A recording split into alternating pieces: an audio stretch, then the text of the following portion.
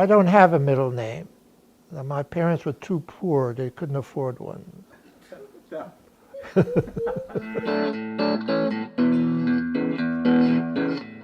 I grew up in the Bronx on 2275 Davidson Avenue. And if you go there, you'll see on the house, the apartment building, it says, DOLPH SCHAYES lived here. I spray painted it myself. I kept growing and growing and growing.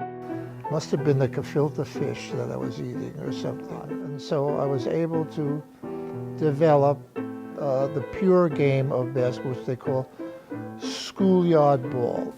I played outside to learn how to dribble and pass, learned how to really play basketball. And then when I got drafted by Syracuse, I thought I was going to the edge of the Arctic Circle. So I was paid $7,500 to play basketball, to play a game you liked. I mean, this was crazy. They're going to pay me to play a game? We were like the dead-end kids. We were the guys who, if we were 10 points behind in the fourth quarter, we'd say, we're going to win. In those years, professional basketball had a reputation of being rough and tough and aggressive and fighting and all that stuff.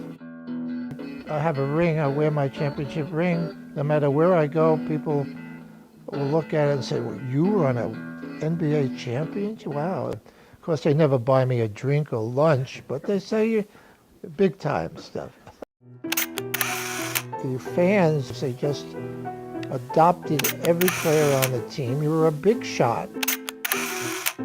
And one of those fans was 15-year-old Rick Snyder, one of the Nationals' youngest season ticket holders. We lived across from Thorndon Park on Ostrom Avenue, and my friend Jim Honig and I would sit on the curb across from his house waiting for him to come out so we could see him. DOLPH was the key player on the Nats, and to us it was always important that DOLPH was Jewish.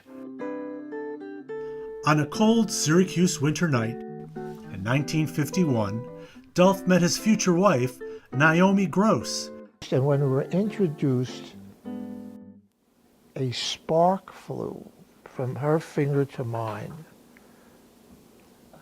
a static part of electricity.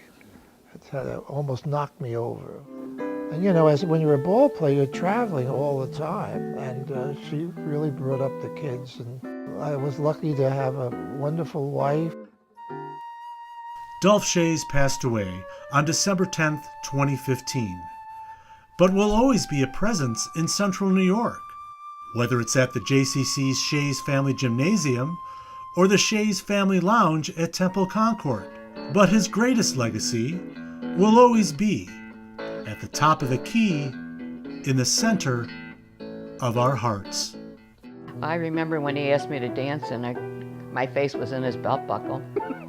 We're very grateful to the whole family for what they've done for the town. And of course, I thought DOLPH SCHAYES was the greatest. I tried to mimic shooting his two-handed set shot. He was Jewish and he lived in our community, and it was really special to have him here.